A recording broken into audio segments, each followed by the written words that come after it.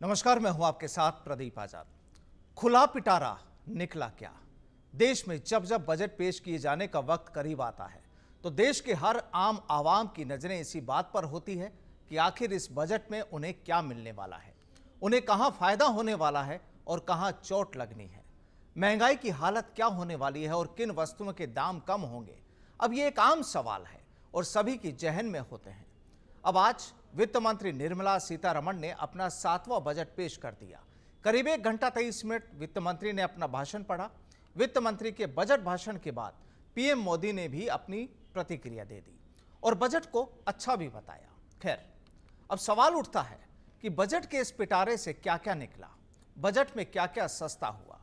Cancer की दवा, सोना चांदी, platinum, mobile phone, mobile charger, बिजली के तार, x ray machine, solar sets, leather और सी फूड्स। मोबाइल और चार्जर पर कस्टम ड्यूटी घटकर 15% हुई। सोना और चांदी के गहनों पर कस्टम ड्यूटी घटकर 6% हुई। किसानों के लिए अगर बात करें तो 6 करोड़ किसानों की जानकारी लैंड रजिस्ट्री पर लाई जाएगी।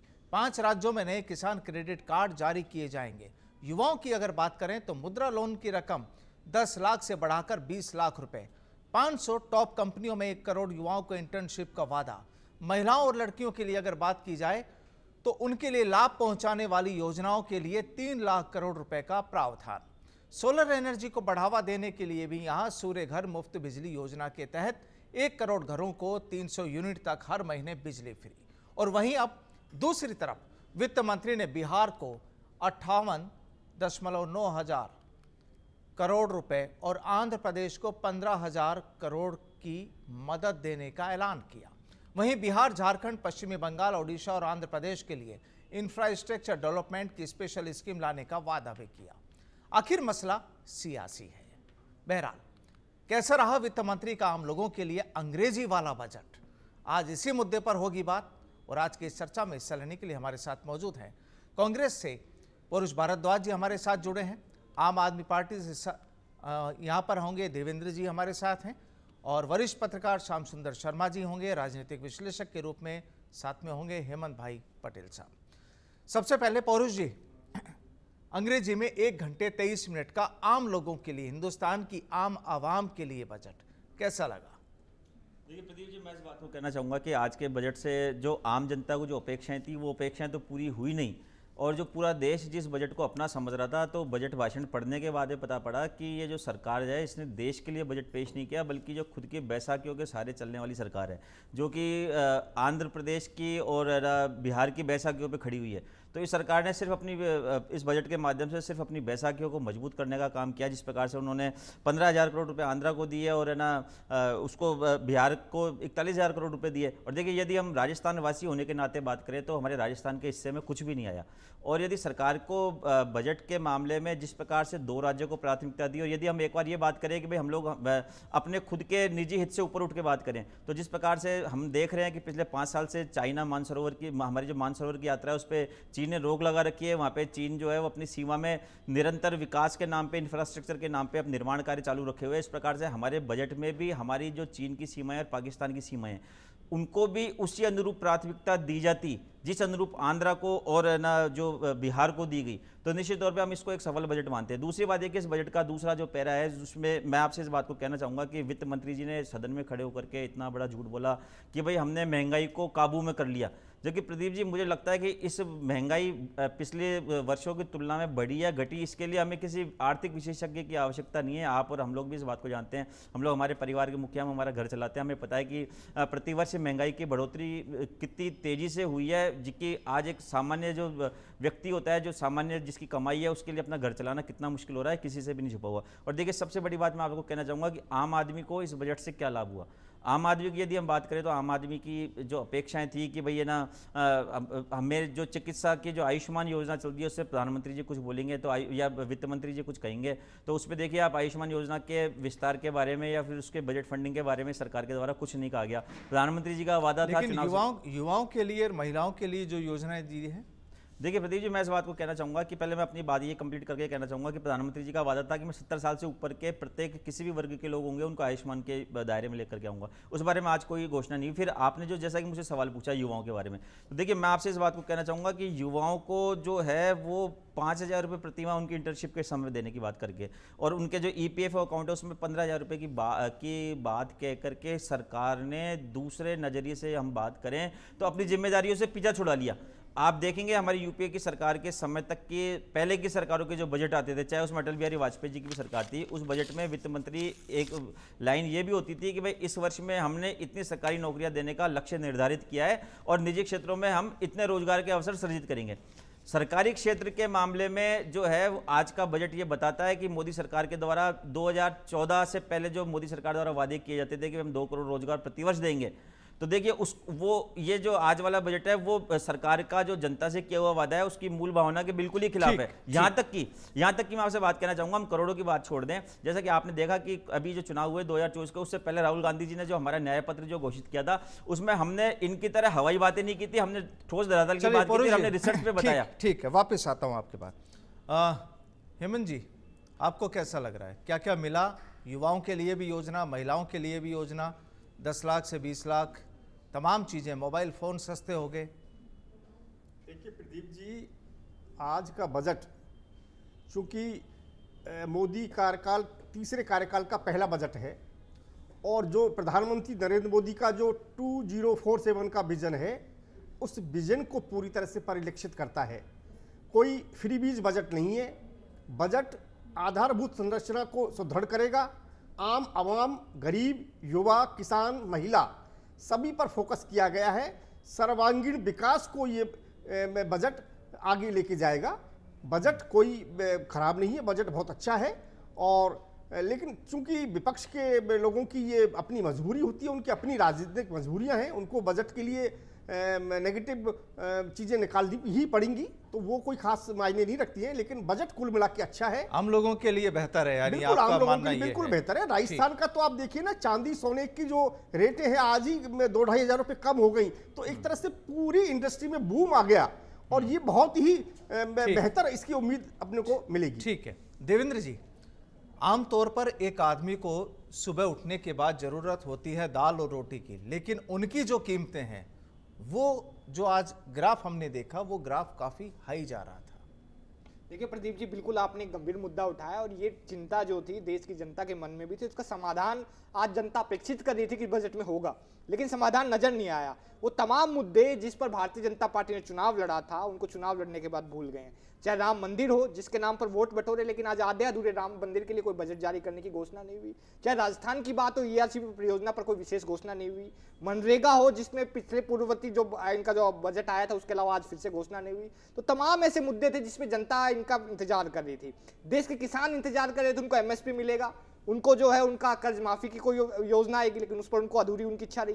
देश के युवा इंतजार करते कि रोजगार मिलेगा, क्योंकि केंद्र सरकार के पास लाखों पद खाली पड़े हुए हैं। रेलवे में ही 5 लाख पद खाली पड़े हुए हैं, रेलवे के हादसे दुगने हो गए, तो उम्मीद करें उन पदों को भरा जाएगा। लेकिन मोदी जी ने बोल दिया सरकारी नौकरी नहीं चाहिए, अब आप प्राइवेट नौकरी, प्राइवेट जो चंद उद्योगपति हैं उनके यहाँ आप मजदूरी कीजिए, उसके लिए आपको 5,000 का स्टाइपेंड दिया जाएगा। आप स्किल की बात करते हो, देश में 14,000 ITI है पहले से स्किल के लिए, वो स्किल देने का ही काम कर रही थी। आपने देश के युवाओं को रोजगार देना था, लेकिन रोजगार देने के बजाय आपने उनको स्किल के नाम का जुन्ना पकड़ा दिया। आपने सरकारी पदों पर विज्ञप्ति निकालने की कोई घोषणा नहीं की, रोजगार को लेकर कोई घोषणा नहीं की। आपने सिर्फ और सिर्फ युवाओं का मजाक उड़ाया। देश की महिला इंतजार कर रही थी कि टमाटर सस्ता होगा, सब्जी सस्ती होगी, लेकिन उसको सस्ता करने के बजाय आप सोना सस्ता कर रहे हो, मोबाइल सस्ता कर रहे हो, लेकिन देश के किसान का ट्रैक्टर आप सस्ता नहीं कर रहे हो। देश के जो छात्र जो पढ़ रहे हैं उनकी कोचिंग पर लगने वाला 28% तक का टैक्स आप कम नहीं कर रहे हो। आप जो देश के आम उद्योगपति, जो आम जो जनता जो है उसके काम आने वाला पेट्रोल डीजल सस्ता नहीं कर रहे हो। तो जनता को जो जरूरत थी वो नहीं मिला। ये बैसाखी वाली सरकार ने अपनी सरकार बचाने का प्रयास किया है। ये बजट सरकार बचाओ महंगाई बढ़ाओ वाला बजट था और देश की जनता में बहुत आक्रोश है। जनता इनको सबक फिर से सिखाएगी। श्याम जी, आंध्र प्रदेश और बिहार को काफी कुछ मिल गया, लेकिन बात आम जनता की है क्योंकि आम बजट है ये।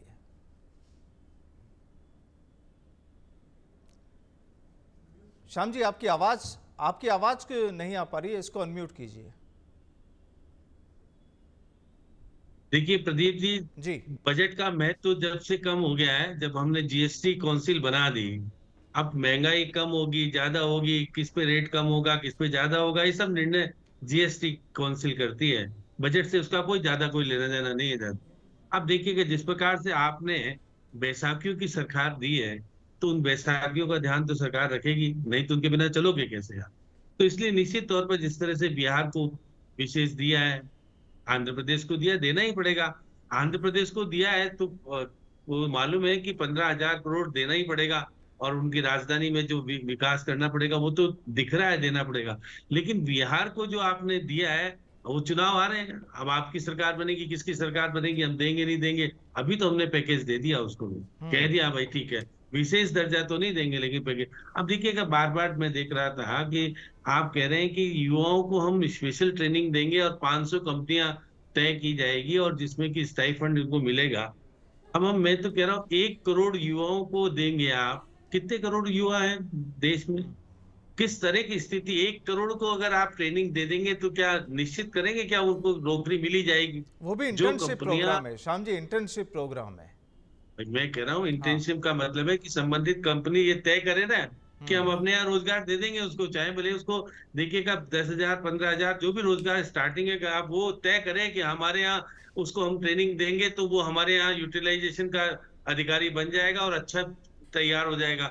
हम आईटीआई की बात करें, पॉलिटेक्निक की बात करें, किस तरह की स्थितियां हैं, जब लोग वहाँ पढ़ाने वाले लोग मौजूद नहीं, कुछ नहीं, तो स्थितियां बड़ी नाजुक है। अब देखिए, बार बार जो कह रहे कि कौन सस्ता करेगा कौन महंगा करेगा, देखिए अब जो महंगा किया है सस्ता किया है किसमें किया है? बिना मोबाइल, कितने का मोबाइल, कोई 1,200 का खरीदता है, कोई 1.5 लाख का खरीदता है। अब 1,200 रुपए वाले को कितना लाभ मिलेगा और 1.5 लाख वाले को कितना मिलेगा? अरे देखिए, उसका प्राइस क्या है कौन तय करता है, कुछ पता थोड़ी नहीं। देखिए जिस प्रकार की बातें आ रही निकल के, अब देखिए मैं मान के चलता हूँ कुछ चीजें उन्होंने जिस प्रकार से कहा है कि भाई देखिए कि महिलाओं को हमने लोन देने की बात कही है, और देखिए पीएम सौर ऊर्जा वाला जो बात है उसको हम कारगर तरीके कैसे उतार पाएंगे। हम राजस्थान की बार बार बात कर रहे हैं, राजस्थान को क्या मिला? देखिएगा, हम अभी तक ईआरसीपी के मामले में कह रहे थे कि समझौता कर लिया और पता नहीं क्या क्या कह रहे थे, कितने की योजना है अभी तक यही तय नहीं हो पा रही। हम उसको राष्ट्रीय योजना बना पाए नहीं बना पाए, हम कहने की स्थिति में नहीं, क्योंकि हमने तो उनको 11 हरा दिए ना, आपने 14 ही जिता के भेजे, तो इसलिए 14 जिता के भेजे तो फिर वो कहेंगे कि जो हमको मुट्ठी भर के दे रहा है तो हम उसको मुट्ठी भर के भी देंगे। तो निश्चित तौर पर जिस प्रकार की बातें सामने आ रही निकल के, हमें देखिएगा ओपीएस कोई जिक्र नहीं है, ओपीएस के बारे में आपकी कमेटी की रिपोर्ट आई नहीं आई। अब कहते थे कि कमेटी की रिपोर्ट तो इच्छा अनुसार आती है, नहीं लेनी तो नहीं लेनी है। अब उसके बारे में क्या कहा, कुछ किसी को कुछ कहने की जरूरत नहीं। कह रहे सोने चांदी सस्ते हो गए, काल्पनिक रूप से सस्ते भी होते हैं महंगे भी होते हैं। वो लाभ किसको मिलता है? आम लोगों को लाभ नहीं मिलता, आम लोग तो लुटने का काम करता है। जो खरीदार है, जो बेचने वाला पैसे वाला, वही तो खरीदता है, और जो खरीद लेता है उसके बाद कोई बेचता थोड़ी, रख ही लेता है घर में ला करके सोना चांदी। तो इसलिए उस पर हम बार बार जो बात कर रहे हैं कि हमने फोकस रखा है किसान पर या महिला पर या युवा पर, युवा को जिस तरह की बार बार बात आ रही है कि हम उसको मुद्रा लोन 10 लाख की जगह 20 लाख देंगे। अब 20 लाख देंगे, उसका प्रोजेक्ट किस प्रकार का होगा, किस प्रकार की, अगर उसको इंटर्नशिप जिस तरह से करा रहे हैं और वो युवा ट्रेंड हो जाता है और फिर रोजगार देने वाला बन जाता है, तो निश्चित रूप से मान के चलेगा कि उसके फायदे की बात है। मैं अभी देख रहा था कि देखिएगा कि बार बार जो बात कर रहे हैं कि देखिएगा कि वो केवल टैक्सेस में शुरुआत में जैसे 3 लाख किया है, उसको जरूर थोड़ा बहुत फायदा, और 1 लाख तक की सैलरी वाले को 17,500 का फायदा दिखा करके बाकी की सब छूट खत्म कर दी, जो हाउसिंग में मिलती थी, बाकी मिलती थी। किसान को कितना कुछ मिला। अब देखिए, कैंसर की रोग की दवाइयों को सस्ता किया, अच्छी बात है, वो तो हम उसका स्वागत करेंगे। और भी बाकी की दवाइयों को भी सस्ता करते कि देखिए कि आज का हार्ट अटैक का बहुत तेजी से हो रहा है, उसके उपयोग के आने वाली बातों को सस्ता करते। आयुष्मान भारत में जब आपने 70 साल से अधिक वाले को आपने कहा था कि हम उसमें योजना को शामिल कर लेंगे, जो आप लेखा अनुदान में कहा था, वो लेखा अनुदान वाली बात बजट में क्यों नहीं वापस से कही गई कि जो उन बुजुर्गों को फायदा मिलेगा नहीं मिलेगा। अब देखिए, रेलवे का निजीकरण हो रहा है। अब निजीकरण में वंदे मातरम को खाली जाती है ट्रेन, क्यों इतना महंगा हो गया, प्लेन जैसा टिकट कर दिया, तो बैठेगा कौन? आपके गरीब लोगों के लिए कितनी ट्रेनें वापस आ रहा हूँ। हेमंत जी, क्या लगता है, देखिए यहाँ जब बजट की जब चर्चा की जाती है तो तमाम चीज़ें, सोना चांदी, मोबाइल या दूसरी वस्तुएं जो हाई लेवल की, जो एक चूंकि आम आदमी से काफ़ी दूरी पर होती है। श्याम जी भी यहाँ पर एक चीज़ वाकई बिल्कुल ठीक बात है कि एक मोबाइल फ़ोन 1,000 रुपये का भी आता है और 2 लाख रुपए का भी आता है और उससे ज़्यादा का भी आता होगा। अब यहाँ पर कितना फ़र्क, और आम लोगों से जब हम आम बजट की बात करते हैं तो आम लोगों से उस बजट का जुड़ाव कितना मानते हैं आज का जो बजट सामने आया? नहीं प्रदीप जी, ये बात तो सही है। श्याम जी जो जितनी बातें कह रहे हैं, मैं कई बातों से इत्तेफाक रखता हूँ।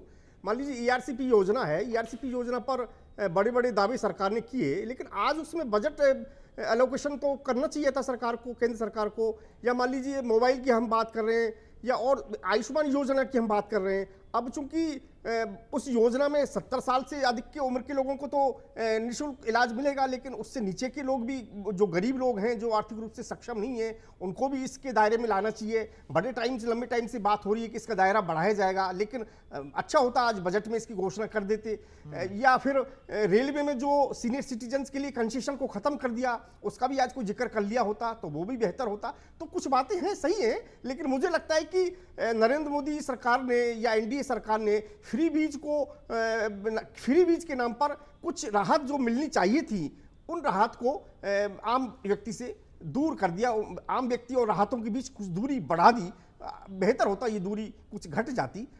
तो ये तो बात सही है। हाँ, सोने चांदी की बात सही है, लेकिन अब चूंकि सोने चांदी आम व्यक्ति की उसमें भी ये दायरे में आता है, क्योंकि हर किसी को आमतौर पे कुछ तो सोना चांदी खरीदने की जरूरत पड़ती है, शादी के विवाह के अवसर पर सर देना पड़ता है। सवाल ये है ना कि अगर कोई व्यक्ति 2 लाख का खरीद रहा है और 2,05,000 का खरीद रहा है तो बहुत ज़्यादा मुझे नहीं लगता कि इस मामले में ऐसा कोई फ़र्क होगा। पुरुष जी, कितना दूर और कितना पास ये जो बजट है आम लोगों से, कितना दूर और कितना करीब है उनके? प्रदीप जी, देखिए मैं इसी बात को कहना चाह रहा था कि देखिए किसानों का जो मुद्दा था, इन्होंने कुछ एक फसलों पे MSP की बढ़ोतरी घोषणा की, जबकि किसानों की मांग MSP पे अनिवार्यता का कानून बनाने की थी। देखिए आप चुनिंदा देश के करोड़ों किसानों में से आप कुछ लाख किसानों को MSP दे करके यदि आप उसका श्रेय या उसका जो एहसान है वो पूरे देश के करोड़ों किसानों पर लादना चाहें तो ये उनके साथ नाइंसाफ़ी होगी। चाहे भले मिनिमम सपोर्ट प्राइस कम होता पर वो सबको मिलता। सरकार इस दिशा की ओर अपना कदम बढ़ाती तो ज़्यादा अच्छा था। देखिए OPS की बात चली, OPS जो है वो हमारे देश के कर्मचारियों की एक बहुत पुरानी मांग थी, जिसपे राजस्थान सरकार ने पहल की थी और हमने राजस्थान में दिया भी था। मैं स्टेट बजट के समय मैंने इस बात को उठाई थी कि जब स्टेट का बजट आया था उस समय भी राजस्थान सरकार ने भी OPS पे कोई बात नहीं की और केंद्र ने भी कोई बात नहीं की। दूसरी बात में देखिए, मैं आपका ध्यान इस ओर दिलाना चाहूँगा कि मोबाइल के सस्ता करने की बातें की जा रही है। मोबाइल का सस्ता होने से अगर मोबाइल की बिक्री भी बढ़ती है तो लाभ किसको हो रहा है, किन कंपनियों को हो रहा है? चाइनीज कंपनियों को हो रहा है। देश की जो ज़्यादा अच्छा ये होता कि सरकार ने इस पैसे का जो अपने ऊपर जो बर्डन लेगी सरकारी जो टैक्स को कम करने से, उससे जो लोकल जो सरकार का एक मेक इन इंडिया का सरकार का नारा था, हम कोशिश ये करते हैं कि हमारे भारत में जो मोबाइल का खुद का प्रोडक्शन होता है। देखिए आज सरकार क्या कह रही है, आज सरकार जो है ने यहाँ पे देखा है, सरकार कहती है कि साहब हमने मेक इन इंडिया कर दिया। सरकार के मेक इन इंडिया का आप पोस्टमार्टम कीजिए प्रदीप जी, आपको पता पड़ेगा कि हम लोग सिर्फ असेंबलिंग के अलावा कुछ भी काम नहीं कर रहे। पार्ट्स सारे चाइना से आ रहे हैं, उनको हम यहाँ पे असेंबल कर रहे हैं, और बल्कि हमने ऐसी कंपनियों को टैक्स में छूट दे दी, बल्कि जब यहाँ पे असेंबल होती है तो वो ज्यादा अच्छा ही होता है। कि आपको ध्यान होगा कि हमारी यूपीए सरकार के समय में एक माइक्रोमैक्स एक प्रोडक्ट हुआ करता था, और वो प्रोडक्ट जो है वो सारी समस्त विदेशी कंपनियों को भी ऊपर भी भारी पड़ता था, उसकी बिक्री अप्रत्याशित होती थी, परंतु किन्हीं कारणों से वो प्रोडक्ट पिट गया। तो इस प्रकार की जो देशी जो हमारी जो भारत की मेक इन इंडिया जो वास्तव में जो उनके पुर्जे भी भारत में बने और वो प्रोडक्शन भी उनका भारत में हो, ऐसी जो इनिशिएटिव है वो सरकार को यहाँ पे करने चाहिए। देखिए दूसरी बात मैं आपको इनकम टैक्स पे करना चाहूंगा। देखिए पहले जो थी वो 2 तरह की स्कीम्स थी, एक तो ओल्ड टैक्स का जो होता था और एक जो न्यू टैक्स रिजीम जो सरकार लेकर के आई। लेकिन न्यू टैक्स रिजीम का सरकार जब लेकर के आई तो उस समय सरकार ने फायदा ये बताया था कि साहब हम इसमें 7 लाख रुपए तक का आप पे कोई टैक्स नहीं लगेगा, 7 लाख रुपए से ऊपर आप जाओगे तो आपको टैक्स मिलेगा, और उसमें अलग STC का SCD का फायदा नहीं था। मैं आपसे इस बात को कहना चाहूंगा कि आज ये सरकार कह रही है कि साहब हमने छूट दे दी। आपने क्या छूट दे दी? आपने न्यू टैक्स स्कीम में भी 3 से 7 लाख वालों पे आपने 5% टैक्स लाद दिया। और दूसरी बात देखिए प्रदीप जी, मैं इस बात को कहना चाहूंगा आपसे कि साथ ही साथ जो है हमारे भारत पे जो भी आर्थिक विपदाएं आई, हालांकि हम 56 काल की बात करें जो हमारी दादी से दादा से सुना करते थे, पिताजी से सुना करते थे, और अब तक का उसके बाद में हम यदि वर्तमान की बात करें, कोरोना आया, नोटबंदी आई सरकार के द्वारा जो एक विपदा ला दी गई, हमने इन सबसे मुकाबला जब किया कि हम भारतीयों की आदत बचत करने की शुरू से रही है कि हम लोग हमारी आय का एक बड़ा जो भाग होता है वो हम बचत में हमारा रखते हैं और ऐसे समय में हमारे काम आता है। इन्हीं हमारी भारतीयों की आदत को प्रोत्साहित करने के लिए अब से पहले की सरकारें वो 80C और 80D के प्रोविजन लेकर के आई थी, और जो पुराना जो टैक्स सिस्टम था उसमें वो लागू होती थी। देखिए 5 साल हो गए प्रदीप जी। 80C में जो 1.5 लाख रुपए की छूट है, 80D में जो 50,000 रुपए की छूट है, वो 5 साल पहले भी थी और वो आज भी है। जबकि करना ये चाहिए था कि जब आप न्यू टैक्स रिजिम में आप जब 3 से 7 लाख वालों को उसके दायरे में लेके आ रहे हैं तो आपको न्यू टैक्स रिजिम में जो है 80C और 80D को भी लाने की आवश्यकता थी और 80C और 80D की लिमिट को बढ़ाने की भी आवश्यकता थी। ठीक, देवेंद्र जी।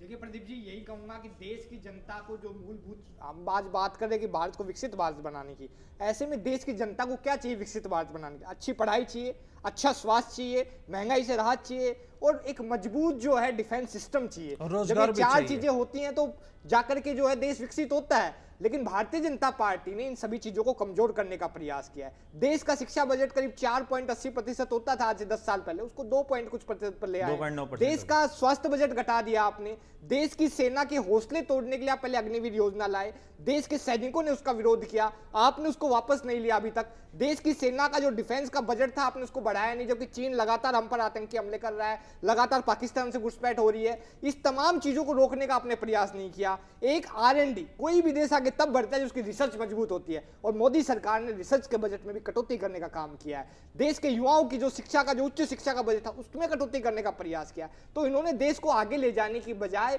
चंद उद्योगपतियों के यहाँ देश के युवाओं को गुलाम बनाने का एक प्रयास किया है। एक और महत्वपूर्ण बात यह है कि जल जीवन योजना की भी इन्होंने बात की थी। कल इन्होंने ही बोला कि उसमें से 52% कनेक्शन हो पाए। तो तमाम घोषणाएं इन्होंने पहले भी की हैं, लेकिन घोषणाएं जमीन पर उतर नहीं पाई हैं। तो ऐसे में ये जो तमाम इस बजट में जो जुमलेबाजी की गई है, ये भी कितनी जमीन पर उतरेगी इस पर जनता को शक है, संदेह है, कटघरे में है। श्याम जी, आखिरी राय।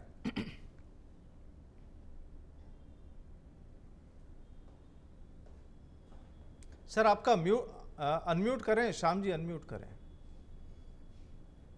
देखिए प्रदीप जी, मैं कह रहा हूँ सरकार का पहला बजट है। अब पहले बजट में उन्हीं को छूट देंगे, उन्हीं को करेंगे जो उनके सहयोगी बना है, जो सरकार में लाने का प्रयास। नहीं, सरकार में आते ही नहीं। सरकार 240 ही आई ना, सरकार तो पूर्ण बहुमत वाली नहीं है। इसलिए उनको आंध्र प्रदेश को और बिहार को देना उन मजबूरी है, क्योंकि उनके बिना आप चल नहीं सकते। अब देखिए, आपने विशेष दर्जा नहीं दिया, लेकिन क्योंकि आपको अपने अस्तित्व को बनाए रखने के लिए सब कुछ किया। लेकिन बार बार बात जो आ रही है निकल के कि देखिए, जिस प्रकार से बार बार जो कह रही, अब मैं तो कह रहा हूँ, जब आप GST काउंसिल बना लिया आपने, तो इस महंगाई और सस्ताई करने का अधिकार तो GST काउंसिल को है। पहले से जो तय कर दिया, आप उसके बाद आप यहाँ पर कुछ नहीं कर सकते कि भाई हम इतनी छूट करेंगे। ये छूट जो भी दी है वो दिखेगी ज्यादा, मिलेगी कुछ नहीं। अब दिखेगा मोबाइल कौन कितना खरीदेगा, जिसको खरीदेगा उसके पास पैसा एक्स्ट्रा होता है वही खरीदता है। नहीं तो एक छोटा सा मोबाइल सस्ता सा खरीद लिया, उसको क्या मिला? बहुत कुछ मिलना नहीं है। अब देखिए, उसकी रेट भी तय कौन करता है वो भी पता नहीं पड़ता। तो इसलिए निश्चित तौर पर जिस प्रकार के सी फूड वाले में जो है वो घटाया, निश्चित रूप से कह सकते हैं। अब प्लास्टिक का सामान महंगा होगा, प्लास्टिक का सामान महंगा होगा। प्लास्टिक वैसे ही ढेर कचरे के ढेर पैदा कर रहा है। लेकिन जिस प्रकार से देखिएगा कि जो 300 यूनिट बिजली फ्री देने की जो योजना बन रही है, उसको कारगर बनाने के लिए किस तरह की इफेक्टिव कैसे योजना लागू हो पाएगी, उसको मुझको लगता है कि उस पर बहुत बड़े काम करने की जरूरत है। निश्चित तौर पर जिस प्रकार से क्या कुछ होगा नहीं होगा, क्योंकि आने वाला समय में, क्योंकि पहले भी आपने कहा था कि हम ये कर देंगे, जल जीवन मिशन में बहुत कुछ कर देंगे, क्योंकि आपने तो उस योजना को 50% कर दिया, लोग लागू नहीं कर पाए। राजस्थान तो इसलिए लागू नहीं कर पाया कि उसकी परिस्थिति अनुरूप नहीं थी। श्याम जी, कुल मिलाकर जिसको खुश करना था उनको खुश किया, क्योंकि वो जरूरी था। सरकार को चलाना है, गाड़ी सरकार की गाड़ी आगे चलनी है, तो उन पहियों को मजबूत रखना बेहद जरूरी था। लेकिन सवाल यहाँ पर यही उठता है कि आम लोगों को क्या मिला, ये सोचना भी बेहद जरूरी है। बहरहाल बहुत बहुत शुक्रिया देवेंद्र जी, पौरुष जी, श्याम जी और हेमंत जी हमारे साथ जुड़ने के लिए। तो सीधी कुल जमा जोड़ की अगर बात की जाए तो यहाँ पर ये जो आंकड़े आज सामने आए और जिस तरीके से उन आंकड़ों को उन ग्राफ्स के जरिए पब्लिक के बीच में रखा गया। अभी उनका बहुत पोस्टमार्टम होना बकाया है, जारी है। और तमाम, क्योंकि आम लोग यही देखता है कि उसकी जो दाल रोटी और जो चीनी चाय जो है उस पर कितना फ़र्क पड़ा, वो उसे कितना सस्ता मिलेगा, ना कि सोना और चांदी। वो एक अलग तबके की बात है। बहरहाल आज के लिए फ़िलहाल इतना ही। नमस्कार।